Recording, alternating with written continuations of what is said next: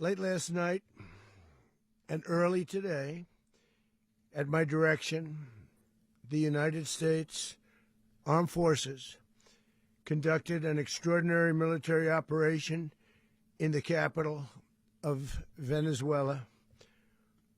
Overwhelming American military power, air, land, and sea, was used to launch a spectacular assault.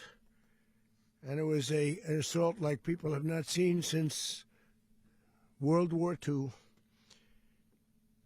It was a force against a heavily fortified military fortress in the heart of Caracas to bring outlaw dictator Nicolas Maduro to justice.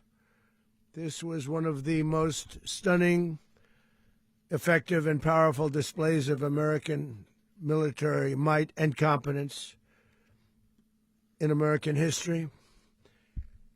And if you think about it, we've done some other good ones, like the attack on Soleimani, the attack on al-Baghdadi, and the obliteration and decimation of the Iran nuclear sites just recently in an operation known as Midnight Hammer. All perfectly executed and done. No nation in the world could achieve what America achieved yesterday, or frankly, in just a short period of time. All Venezuelan military capacities were rendered powerless as the men and women of our military, working with U.S. law enforcement, successfully captured Maduro in the dead of night. It was dark. The lights of Caracas were largely turned off due to a certain expertise that we have. It was dark and it was deadly. But captured along with his wife, Celia Flores, both of whom now face American justice. Maduro and Flores have been indicted in the Southern District of New York, it's Jay Clayton, for their campaign of deadly narco-terrorism against the United States and its citizens. I want to thank the men and women of our military who achieved such an extraordinary success overnight with breathtaking speed, power, precision, and competence. You rarely see anything like it. You've seen some raids in this country that didn't go so well. They were an embarrassment. If you look back to Afghanistan, or if you look back to the Jimmy Carter days, they were different days. We're a respected country again, like never before. These highly trained warriors, operating in collaboration with U.S. law enforcement, caught them in a very ready position. They were waiting for us. They knew we had many ships out in the sea, just sort of waiting. They knew we were coming. So they were in what's called a ready position. But they were completely overwhelmed and very quickly incapacitated. If you would have seen what I saw last night, you would have been very impressed. I'm not sure that you'll ever get to see it, but it was an incredible thing to see. Not a single American service member was killed, and not a single piece of American equipment was lost. We had many helicopters, many planes, many people involved in that fight. But think of that, not one piece of military equipment was lost, not one service member was, more importantly, killed. The United States military is the strongest and most fearsome military on the planet by far, with capabilities and skills our enemies can scarcely begin to imagine. We have the best equipment anywhere in the world. There's no equipment like what we have, and you see that even if you just look at the boats. You know, we've knocked out 97% of the drugs coming in by sea. 90%. Each boat kills on average, 25,000 people. We knocked out 97%. And those drugs mostly come from a place called Venezuela. We're going to run the country until such time as we can do a safe, proper, and judicious transition. So We don't want to be involved with having somebody else get in, and we have the same situation that we had for the last long period of years. So we are going to run the country until such time as we can do a safe, proper, and judicious transition. And it has to be judicious because that's what we're all about. We want peace, liberty, and justice for the great people of Venezuela, and that includes many from Venezuela that are now living in the United States and want to go back to their country. It's their homeland. We can't take a chance that somebody else takes over Venezuela that doesn't have the good of the Venezuelan people in mind. We've had decades of that. We're not going to let that happen. We're there now, and what people don't understand, but they understand as I say this, we're there now, but we're going to stay until such time as the proper transition can take place. So we're going to stay until such time as we're going to run it, essentially, until such time as a proper transition can take place. As everyone knows, the oil business in Venezuela has been a bust, a total bust, for a long period of time. They were pumping almost nothing by comparison to what they could have been pumping and what could have taken place. We're going to have our very large United States oil companies, the biggest anywhere in the world, go in, spend billions of dollars, fix the badly broken infrastructure, the oil infrastructure, and start making money for the country. And we are ready to stage a second and much larger attack if we need to do so. So we were prepared to do a second wave if we needed to do so. We actually assumed that a second wave would be necessary, but now it's probably not. The first wave, if you'd like to call it that, the first attack was so successful, we probably don't have to do a second, but we're prepared to do a second wave, a much bigger wave, actually. This was pinpoint, but we have a much bigger wave that probably won't have to do. This partnership of Venezuela with the United States of America, a country that everybody wants to be involved with because of what we were able to do and accomplish, will make the people of Venezuela rich, independent, and safe. And it will also make the many, many people from Venezuela that are living in the United States extremely happy. They suffered. They suffered. So much was taken from them. They're not going to suffer anymore. The illegitimate dictator Maduro was the kingpin of a vast criminal network responsible for trafficking colossal amounts of deadly and illicit drugs into the United States.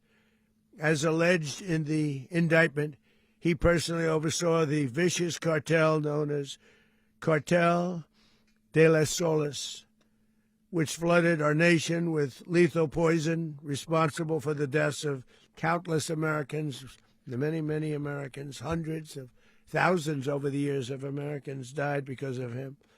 Maduro and his wife will soon face the full might of American justice and stand trial on American soil. Right now they're on a ship they'll be heading to, ultimately, New York, and then a decision will be made, I assume, between New York and Miami or Florida. But we have people where the overwhelming evidence of their crimes will be presented in a court of law.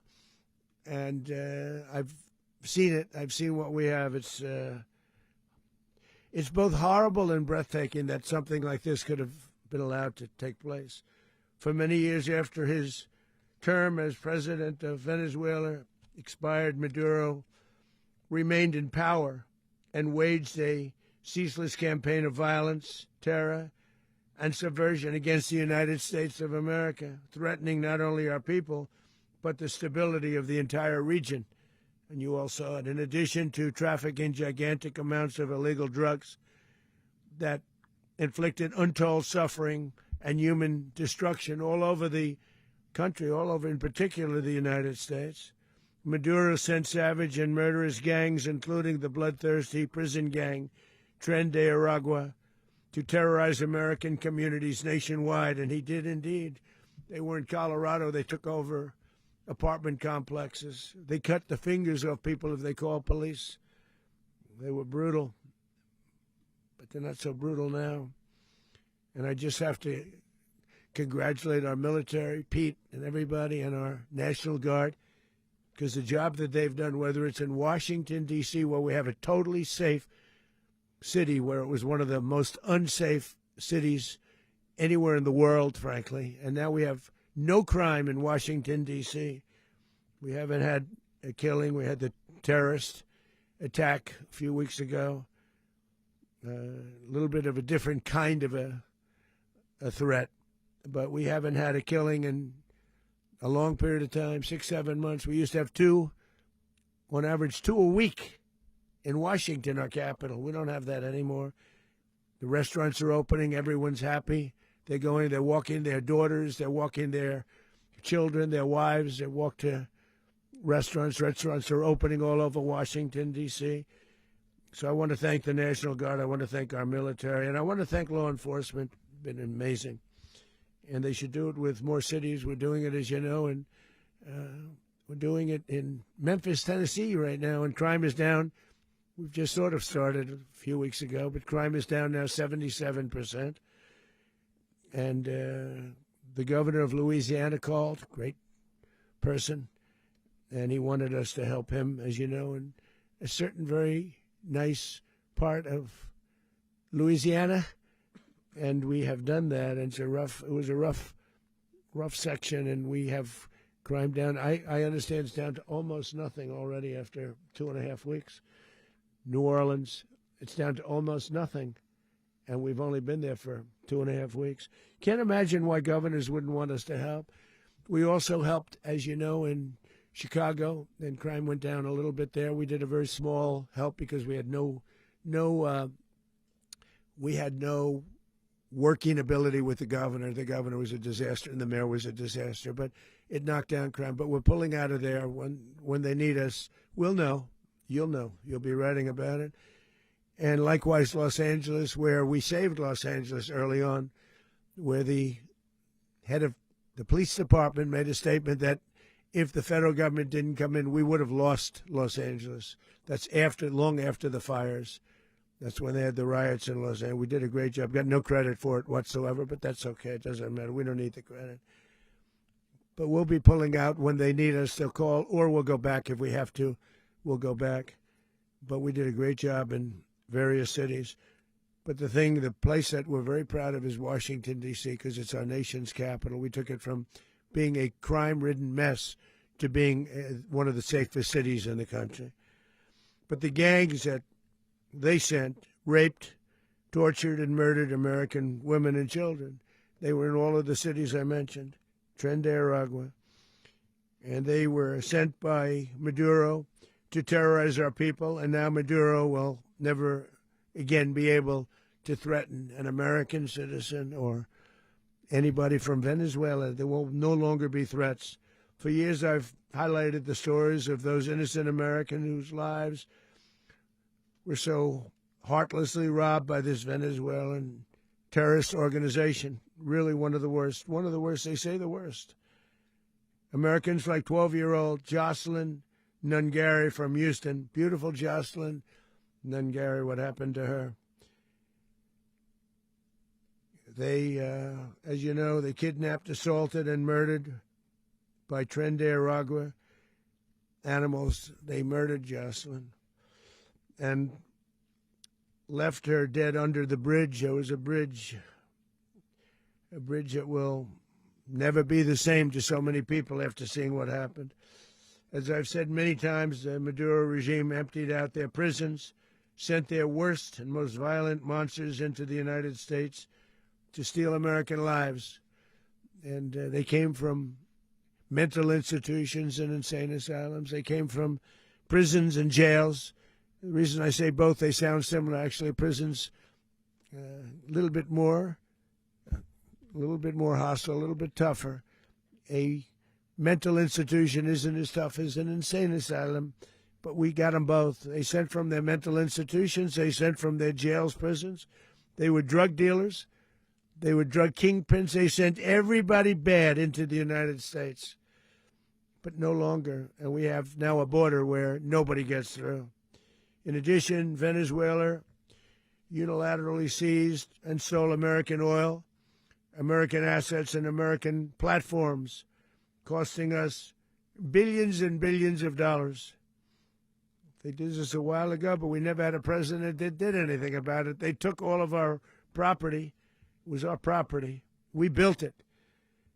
And we never had a president that decided to do anything about it. Instead, they fought wars that were 10,000 miles away. We built Venezuela oil industry with American talent, drive, and skill, and the socialist regime stole it from us during those previous administrations, and they stole it through force. This constituted one of the largest thefts of American property in the history of our country. Considered the largest theft of property in the history of our country. Massive oil infrastructure was taken like we were babies, so we didn't do anything about it. I would have done something about it. America will never allow foreign powers to rob our people or drive us back into and out of our own hemisphere. That's what they did. Furthermore, under the now deposed dictator Maduro, Venezuela was increasingly hosting foreign adversaries in our region and acquiring menacing offensive weapons that could threaten U.S. interests and lives. And they used those weapons last night. Potentially in league with the cartels operating along our border. All of these actions were in gross violation of the core principles of American foreign policy, dating back more than 2 centuries, and not anymore. All the way back, it dated to the Monroe Doctrines, and the Monroe Doctrine is a big deal, but we've superseded it by a lot, by a real lot.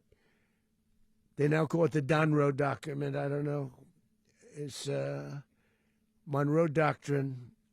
We sort of forgot about it. It was very important, but we forgot about it. We don't forget about it anymore. Under our new national security strategy, American dominance in the Western Hemisphere will never be questioned again.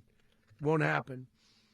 So just in concluding, for decades, other administrations have neglected or even contributed to these growing security threats in the Western Hemisphere. Under the Trump administration, we are reasserting American power in a very powerful way in our home region. And our home region is very different than it was just a short while ago. The future will be, and we did this in my first term. We had great dominance in my first term, and we have far greater dominance right now. Everyone's coming back to us. The future will be determined by the ability to protect commerce and territory and resources that are core to national security. These are core to our national security. Just like tariffs are, they've made our country rich, and they've made our national security stronger than ever before. But these are the iron laws that have always determined global power, and we're going to keep it that way. We will secure our borders. We will stop the terrorists. We will crash the cartels, and we will defend our citizens against all threats, foreign and domestic. Other presidents may have lacked the courage or whatever to defend America, but I will never allow terrorists and criminals to operate with impunity against the United States. This extremely successful operation should serve as warning to anyone who would threaten American sovereignty or endanger American lives. Very importantly, the embargo on all Venezuelan oil remains in full effect. The American Armada remains poised in position, and the United States retains all military options until United States demands have been fully met and fully satisfied. All political and military figures in Venezuela should understand what happened to Maduro can happen to them, and it will happen to them if they aren't just fair, even to their people. The dictator and terrorist, Maduro, is finally gone in Venezuela. People are free. They're free again. It's been a long time for them, but they're free. America is a safer nation this morning. It's a prouder nation this morning because it didn't allow this horrible person and this country that was doing very bad things to us. It didn't allow it to happen. And the Western Hemisphere is right now a much safer place to be. So I want to thank everybody for being here. I want to thank General Raisin Kane. He's a fantastic man. I've worked with a lot of generals. I worked with some I didn't like. I worked with some I didn't respect. I worked with some that just weren't good. But this guy is fantastic. I watched last night one of the most precise attacks on sovereignty. I mean, it was an attack for justice. And I'm very proud of him, and I'm very proud of our Secretary of War, Pete Hegseth, who I'm going to ask to say a few words. Thank you very much.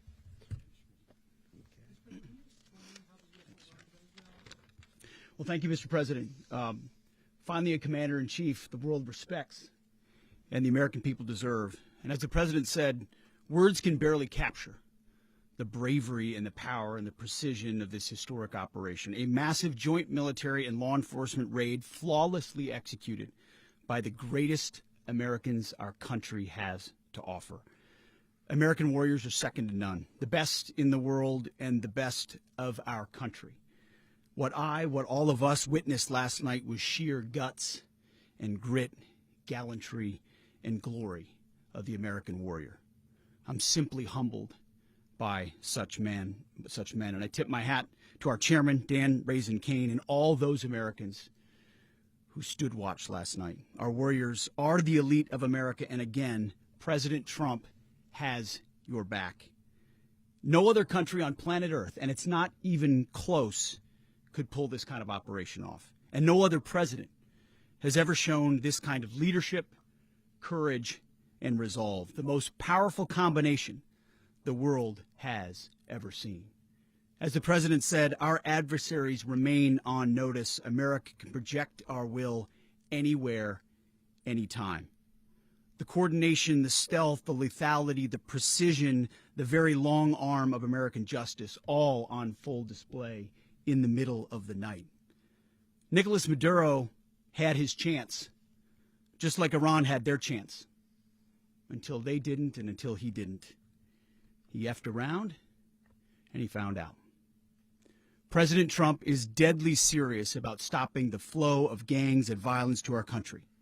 Deadly serious about stopping the flow of drugs and poison to our people. Deadly serious about getting back the oil that was stolen from us. And deadly serious about reestablishing American deterrence and dominance in the Western Hemisphere. This is about the safety, security, freedom, and prosperity of the American people. This is America first. This is peace through strength. And the United States War Department is proud to help deliver it. Welcome to 2026. And under President Trump, America is back. I'd like to welcome now our chairman, Chairman Raisin Kane, to give a few more details about the operation. Mr. Chairman. Thank you, Mr. Secretary. Thank you, Mr. President, and good morning. Last night, on the order of the President of the United States and in support of a request from the Department of Justice, as the President said, the United States military conducted an apprehension mission in Caracas, Venezuela, to bring to justice two indicted persons, Nicolas and Cecilia Maduro. This operation, known as Operation Absolute Resolve, was discreet, precise, and conducted during the darkest hours of January 2nd and was the culmination of months of planning and rehearsal, an operation that, frankly, only the United States military could undertake. What I'd like to do this morning is talk to you through some of the preparation and the details without compromising any of our tactics, techniques, and procedures. There is always a chance that we'll be tasked to do this type of mission again. Our interagency work began months ago and built on decades of experience of integrating complex air, ground, space, and maritime operations. While the past 2 decades have honed the skills of our special operations forces, this particular mission required every component of our joint force, with soldiers, sailors, airmen, Marines, and Guardians working in unison with our intelligence agency partners and law enforcement teammates in an unprecedented operation. We leveraged our unmatched intelligence capabilities and our years of experience in hunting terrorists, and we could not have done this mission without the incredible work by various intelligence agencies, including the CIA, NSA, and NGA. We watched, we waited, we prepared, we remained patient and professional. This mission was meticulously planned, drawing lessons from decades of missions over the last many years, many missions over these last many years. This was an audacious operation that only the United States could do. It required the utmost of precision and integration within our joint force. And the word integration does not explain the sheer complexity of such a mission. An extraction so precise it involved more than 150 aircraft launching across the Western Hemisphere in close coordination, all coming together in time and place to layer effects for a single purpose: to get an interdiction force into downtown Caracas while maintaining the element of tactical surprise. Failure of one component of this well-oiled machine would have endangered the entire mission, and failure is never an option for America's joint force. Those in the air over Caracas last night were willing to give their lives for those on the ground and in the helicopters. Let me talk a little bit about the preparation. After months of work by our intelligence teammates to find Maduro and understand how he moved, where he lived, where he traveled, what he ate, what he wore, what were his pets, in early December, our force was set pending a series of aligned events. Key was choosing the right day to minimize the potential for civilian harm and maximize the element of surprise, and minimize the harm to the indicted personnel so, as the president said, they could be brought to justice. And as the president said earlier today, weather in Venezuela is always a factor this time of the year. And over the weeks through Christmas and New Year's, the men and women of the United States military sat ready, patiently waiting for the right triggers to be met and the president to order us into action. Last night, the weather broke just enough, clearing a path that only the most skilled aviators in the world could maneuver through. Ocean, mountain, low cloud ceilings, but when tasked with a mission, this organization does not quit. At 10:46 p.m. Eastern Time last night, the president ordered the United States military to move forward with this mission. He said to us, and we appreciate it, Mr. President, good luck and Godspeed. And those words were transmitted to the entire joint force. Over the course of the night, aircraft began launching from 20 different bases on land and sea across the Western Hemisphere. In total, more than 150 aircraft, bombers, fighters, intelligence, reconnaissance, surveillance, rotary wing were in the air last night. Thousands and thousands of hours of experience were airborne. Our youngest crew member was 20, and our oldest crew member was 49, and there's simply no match for American military might. As the night began, the helicopters took off with the extraction force, which included law enforcement officers, and began their flight into Venezuela at 100 feet above the water. As they approached Venezuelan shores, the United States began layering different effects provided by Spacecom, Cybercom, and other members of the interagency to create a pathway. Overhead, those forces were protected by aircraft from the United States Marines, the United States Navy, the United States Air Force, and the Air National Guard. The force included F-22s, F-35s, F-18s, EA-18s, E-2s, B-1 bombers, and other support aircraft, as well as numerous remotely piloted drones. As the force began to approach Caracas, the Joint Air Component began dismantling and disabling the air defense systems in Venezuela, employing weapons to ensure the safe passage of the helicopters into the target area. The goal of our air component is, was, and always will be to protect the helicopters and the ground force and get them to the target and get them home. As the force crossed the last point of high terrain where they'd been hiding in the clutter, we assessed that we had maintained totally the element of surprise. As the helicopter force ingressed towards the objective at low level, we arrived at Maduro's compound at 1:01 a.m. Eastern Standard Time, or 2:01 a.m. Caracas local time, and the apprehension force descended into Maduro's compound and moved with speed, precision, and discipline towards their objective and isolated the area to ensure the safety and security of the ground force while apprehending the indicted persons. On arrival into the target area, the helicopters came under fire, and they replied with that fire with overwhelming force in self-defense. One of our aircraft was hit but remained flyable, and as the President said earlier today, all of our aircraft came home, and that aircraft remained flyable during the rest of the mission. As the operation unfolded at the compound, our air and ground intelligence teams provided real-time updates to the ground force, ensuring those forces could safely navigate the complex environment without unnecessary risk. The force remained protected by overhead tactical aviation. Maduro and his wife, both indicted, gave up and were taken into custody by the Department of Justice, assisted by our incredible U.S. military with professionalism and precision, with no loss of U.S. life. After securing the indicted persons, the force began to prep for departure. Helicopters were called in to exfiltrate the extraction force, while fighter aircraft and remotely piloted aircraft provided overhead coverage and suppressive fire. There were multiple self-defense engagements as the force began to withdraw out of Venezuela.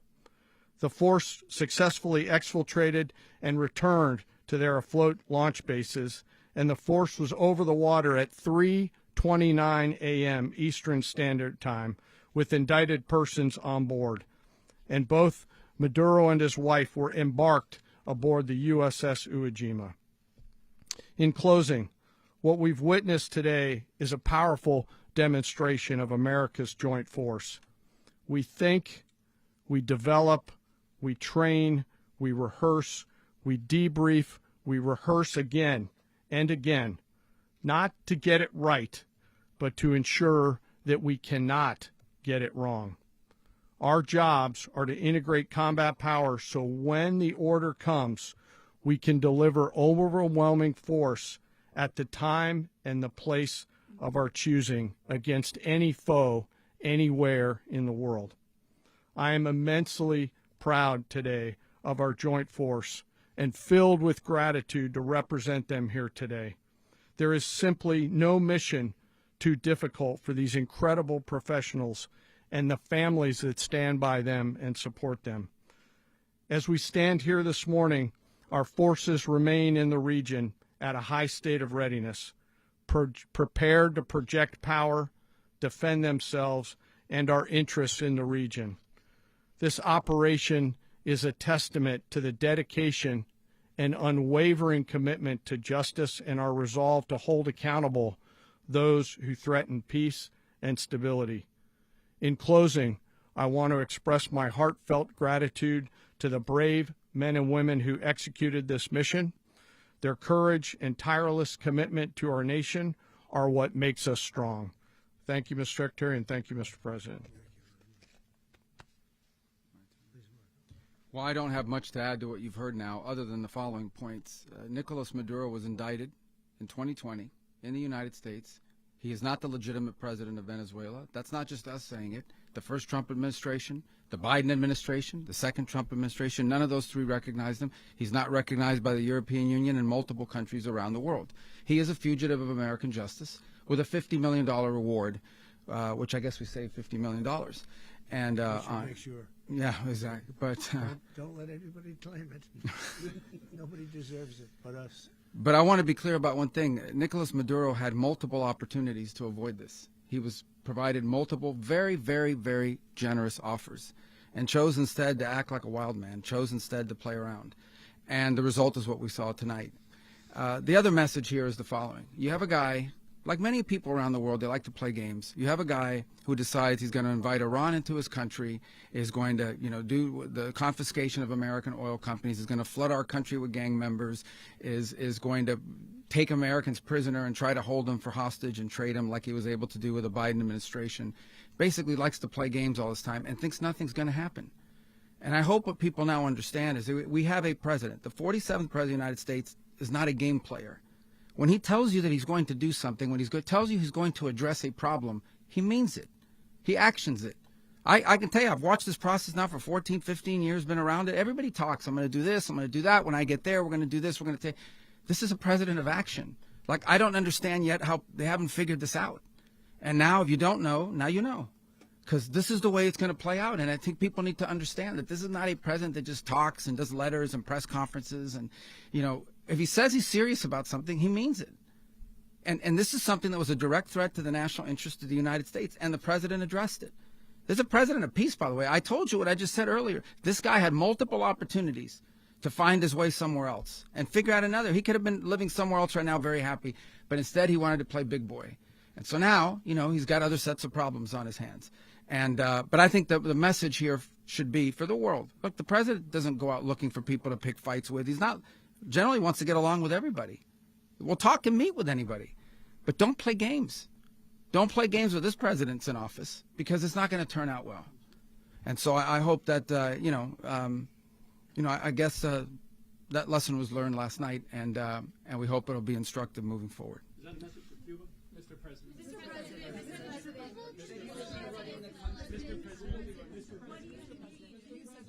Please. Well, we're going to be running it with a group, and we're going to make sure it's run properly. We're going to rebuild the oil infrastructure, which will cost billions of dollars. It'll be paid for by the oil companies directly.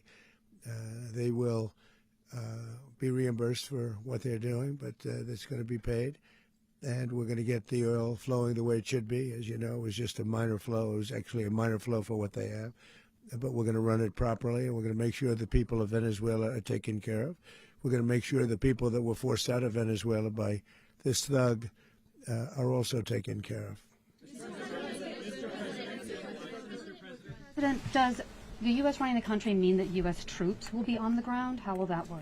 Well, they always say boots on the ground. So we're not afraid of boots on the ground if we have to have. We had boots on the ground last night at a very high level, actually. We're not afraid of it. We don't mind saying it. But we're going to make sure that that country is run properly. We're not doing this in vain. This is a very dangerous attack. This is an attack that could have gone very, very badly. Could have gone very badly. We could have lost a lot of people last night. We could have lost a lot of dignity. We could have lost a lot of equipment. The equipment is less important, but we could have lost a lot. And we're going to make sure that this is proper. We're there now. We're ready to go again if we have to. We're going to run the country right. It's going to be run very judiciously, very fairly. It's going to make a lot of money. We're going to give money to the people. We're going to reimburse people that were taken advantage of. We're going to take care of everybody. It's very important. We couldn't let them get away with it. They stole our oil. We built that whole industry there, and they just took it over like we were nothing. And we had a president that decided not to do anything about it. So we did something about it. We're late, but we did something about it. Yeah, please. Mechanism by which you're going to run the country? Are you going to designate a U.S. official to coordinate? It's all being done right now. We're designating people. We're talking to people. We're designating various people, and we're going to let you know who those people are. Would run Venezuela? Well, it's largely going to be for a period of time the people that are standing right behind me. We're going to be running it. We're going to be bringing it back. It's a dead, I talk about a dead country. A year and a half ago, we were a dead country. Now we're the hottest country anywhere in the world. We're a country doing better than any country anywhere in the world.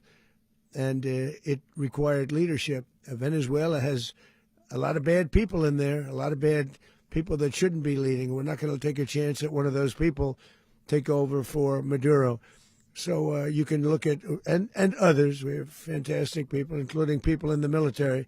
So we're going to have a group of people running it until such time as it can be put back on track, make a lot of money for the people, and give people a great way of life, and also reimbursement for people in our country that were forced out of Venezuela.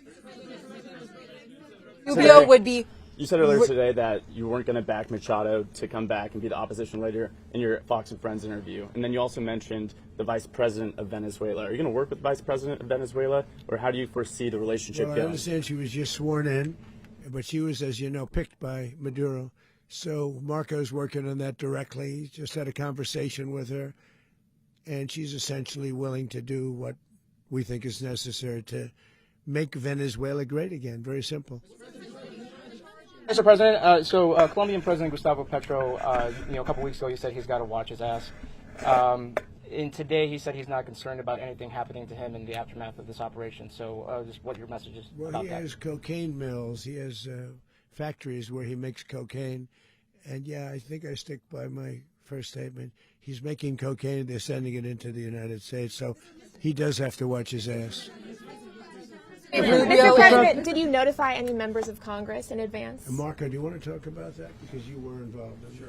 We call members of Congress immediately after. This was not the kind of mission that you can do congressional notification on. It was a trigger-based mission in which conditions had to be met night after night. We watched and monitored that for a number of days. So it's just simply not the kind of mission you can call people and say, hey, we may do this at some point in the next 15 days. But it's largely a law enforcement function. Remember, at the end of the day, at its core, this was an arrest of 2 indicted fugitives of American justice, and the Department of War supported the Department of Justice in that job. Now, there are broader policy implications here, but it's just not the kind of mission that you can pre-notify because it endangers the mission. Plus, if I could add one thing to that, Congress has a tendency to leak. This would not be good. If they leaked, General, I think it would have been maybe a very different result. But I have to say, they knew we were coming at some point, a lot of ships out there. They sort of knew we were coming. We went through. But Congress will leak, and we don't want leakers. People to watch this all play out live. What was Maduro doing when the U.S. forces entered what I assume would be his home? And also, was there any point where the U.S. was considering if Maduro pushed back or resisted killing Maduro? It could have happened. It could have happened. He was trying to get into a safe place. The safe place is all steel. And he wasn't able to make it to the door because our guys were so fast. They went through the opposition so fast. And there was a lot of opposition. People were wondering, do we get them by surprise? Sort of surprised, but they were waiting for something. There was a lot of opposition. There was a lot of gunfire. You saw some of it today. But he was trying to get to a safe place, which wasn't safe because we would have had the door blown up in about 47 seconds, they say on average, regardless of how thick the steel was. It was a very thick door. It was a very heavy door, but he was unable to get to that door. He made it to the door. He was unable to close it. Go ahead, finish. To be in the time being right now. Do you know his exact whereabouts? Well, eventually, ultimately, in the near future, he's going to be brought to New York. And where is he going to be held? Where is he going to be held in New York? Do you know? That's going to be up to the officials that do these things. Mr. President, the U.S. has something of a mixed track record of ousting dictators without necessarily a plan for what comes afterwards. Not with Did me. that weigh on your decision? Well, that's when we had different presidents, but with me, that's not true. With me, we've had a perfect track record of winning. We win a lot, and we win. If you look at Soleimani, you look at al-Baghdadi, you look at the Midnight Hammer. Midnight Hammer was incredible. Right now, you wouldn't have peace in the Middle East. We have essentially peace in the Middle East because of that. If we weren't successful with Midnight Hammer, you wouldn't have peace in the Middle East. So, with me, you've had a lot of victory. You've had only victories. You've had no losses. Yeah. How long do you expect the U.S. to run Venezuela, and how soon do you want the Venezuelan people to hold elections? So I'd like to do it quickly, but it takes a period of time. We're rebuilding. We have to rebuild their whole infrastructure. The infrastructure is rotted. It's actually very dangerous. It's blow-up territory. Oil is very dangerous. It's a very dangerous thing to take out of the ground. can kill a lot of people. It has killed a lot of people doing just that. The infrastructure is old. It's rotted. Much of it is stuff that we put there 25 years ago, and we're going to be replacing it. And we're going to take a lot of money out so that we can take care of the country. Yeah. Are you saying that Secretary Rubio and Mr. President, China, Russia, and Iran have interests in Venezuela. How does this operation affect your relationships with them when it comes to the oil and drugs? In terms of China and Russia, Russia when we get things straightened out. But in terms of other countries that want oil, we're in the oil business. We're going to sell it to them. We're not going to say we're not going to give it. In other words, we'll be selling oil probably in much larger doses because they couldn't produce very much because their infrastructure was so bad. So we'll be selling large amounts of oil to other countries, many of whom are using it now, but I would say many more will come. Are you saying, Mr. President, are you saying that, Mr. President, are you saying that? Oh. Mr. President, thank you. What is your message to the people of Venezuela today? Of course, the civilian population specifically, they have a lot of questions. What is your message to the people of Venezuela? That you're going to have peace, justice. You're going to have some of the riches that you should have had for a long period of time. It was stolen from you. But you're going to have peace and you're going to have safety. You're going to have justice. You're going to have a country. You're going to have a real country. You're going to have potentially a great country. You know, if you go back 20 years, maybe even a little longer ago, that was a great country. And they destroyed it. Remember I said that if we lose this election, the United States will be Venezuela on steroids. That's what would have happened. Had we lost the election, the 2024 election, we suffered so badly. When you look at the border from 2020, what they did, what Joe Biden administration did to our country should never be forgotten. But if we had to go through another year of that, we would be exactly where Venezuela was in terms. I used to say, if they win, we're going to be Venezuela on steroids, and that's what would have happened. President, thank you. Are you saying that Secretary Hegseth and Rubio are going to be running Venezuela, and will you be sending in U.S. military troops to provide? They're going to be a team that's working with the people of Venezuela to make sure that we have Venezuela right. Because for us to just leave, who's going to take over? I mean, there is nobody to take over. You have a vice president who's been appointed by Maduro. And right now she's the vice president, and she's, I guess, the president. She was sworn in as president just a little while ago. She had a long conversation with Marco, and she said, we'll do whatever you need. I think she was quite gracious, but she really doesn't have a choice. We're going to have this done right. We're not going to just do this with Maduro, then leave like everybody else, leave and say, let it go to hell. If we just left, it has zero chance of ever coming back. We'll run it properly. We'll run it professionally. We'll have the greatest oil companies in the world go in and invest billions and billions of dollars and take out money, use that money in Venezuela. And the biggest beneficiary are going to be the people of Venezuela. And also, I can't stress this strongly enough, the people that got thrown out of Venezuela that are now in the United States, and frankly, some want to stay and some probably want to go back. Yeah. The country, and were any of the detained Americans? Well, right now they're very protected because nobody's going to mess with us. They're very protected. The people of, and we let them know that you better not touch one of them. Are you concerned that bad elements of the Maduro regime will remain in place? Well, we know who they are. We're on them, and they're acting much differently now than they would have acted 2 days ago. Okay, wait, behind you, please. Mr. President, why is running a country in South America America first? Well, I think it is because we want to surround ourselves with good neighbors. We want to surround ourselves with stability. We want to surround ourselves with energy. We have tremendous energy in that country. It's very important that we protect it. We need that for ourselves. We need that for the world. And we want to make sure we can protect it. Yes, sir. Please, go ahead. Yeah, is there a message here for Cuba and Diaz-Canel? Well, Cuba is an interesting case. Cuba is, not doing very well right now. That system has not been a very good one for Cuba. The people there have suffered for many, many years. And I think Cuba is going to be something we'll end up talking about because Cuba is a failing nation right now, very badly failing nation. And we want to help the people. It's very similar in the sense that we want to help the people in Cuba, but we want to also help the people that were forced out of Cuba and living in this country. Do you want to say something about that, Marco, please? Well, I mean, I just gave you a statement a few minutes ago about you know, when the president speaks, you should take him seriously. So suffice it to say, you know, Cuba is a disaster. It's run by incompetent, senile men, and in some cases, not senile but incompetent nonetheless. It has no economy. It's in total collapse. And by the way, you know, they were, you know, all of the guards that helped protect Maduro, this is well known, their whole spy agency, all that were full of Cubans. I mean, they basically, it's amazing. This poor island took over Venezuela in some cases. One of the biggest problems the Venezuelans have is they have to declare independence from Cuba that tried to basically colonize it from a security standpoint. So, yeah, look, if I lived in Havana and I was in the government, I'd be concerned, at least a little bit. Cutting off the oil flow to Cuba from Venezuela? Well, the president already announced a week ago that anything that's sanctioned, it's sanctioned oil, it's not going to be allowed to get there. So that's a pre-existing. The answer is yes. Yes. Is the U.S. aware of the location of opposition leader Machado, and have you been in contact with her? No, we haven't. No, we haven't. Mr. President. Mr. President, on Monday. Oh, I think it would be very tough for her to be the leader. She doesn't have the support within or the respect within the country. She's a very nice woman, but she doesn't have the respect. Mr. President, is it possible that the U.S. ends up administrating Venezuela for years? You know, well, you know, it won't cost us anything because the money coming out of the ground is very substantial. So it's not going to cost us anything. We will.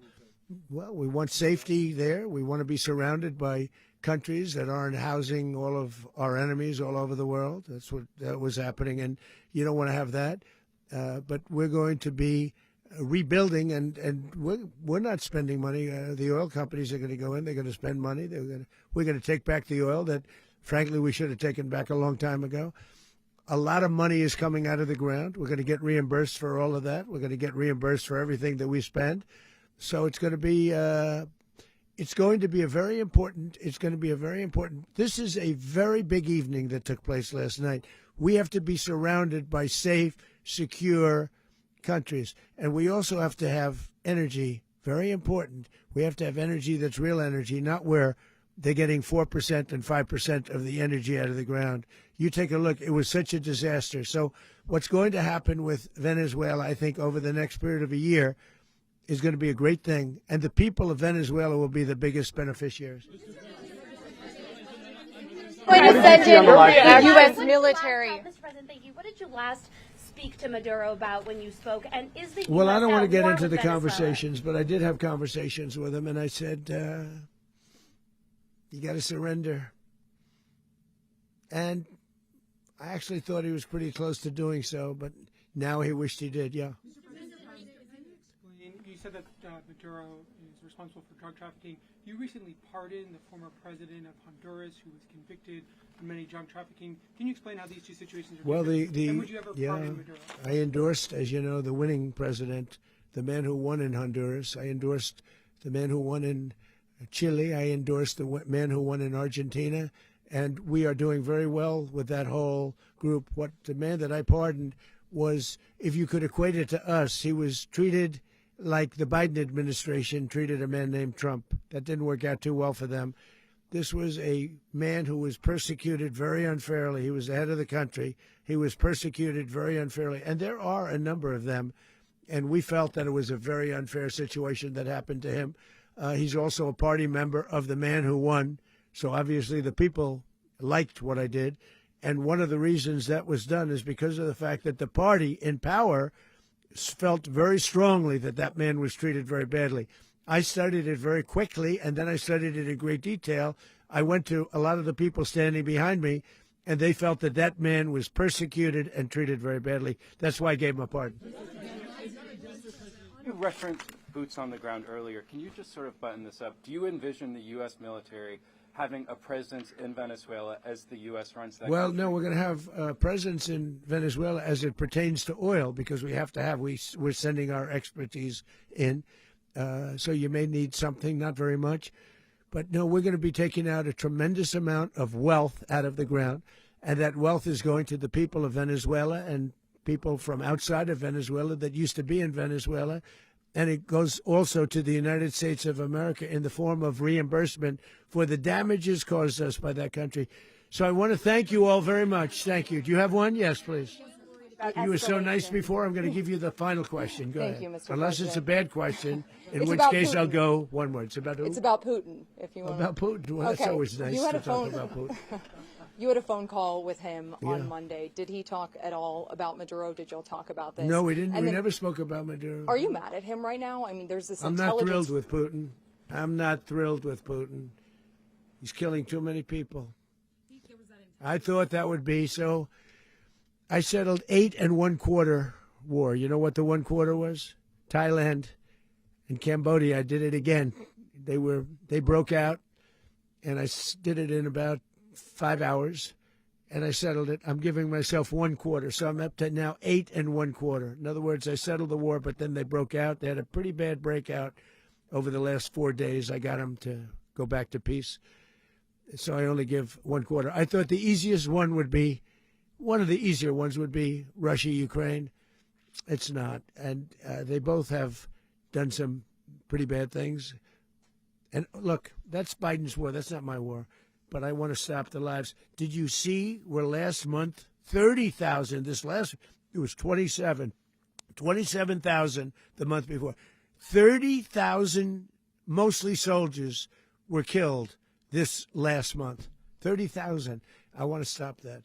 You know, I got NATO to pay 5% instead of the 2% that they weren't paying. They weren't paying 2, now they pay 5. And we send them a lot of munitions. We send them a lot of things, missiles and various other things, a lot.